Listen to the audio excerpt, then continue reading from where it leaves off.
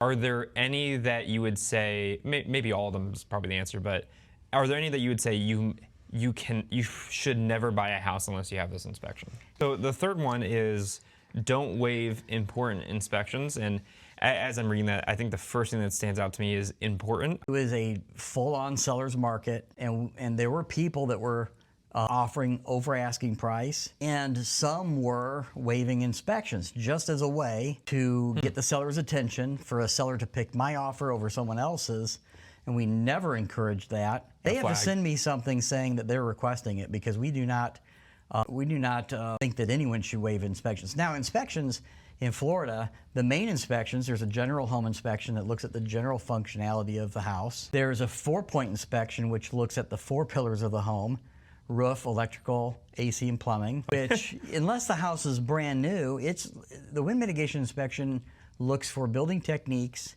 that would minimize damage if we had a storm. Are there any that you would say, maybe all of them is probably the answer, but are there any that you would say you should never buy a house unless you have this inspection? At the very, very least, the general home inspection you should always do.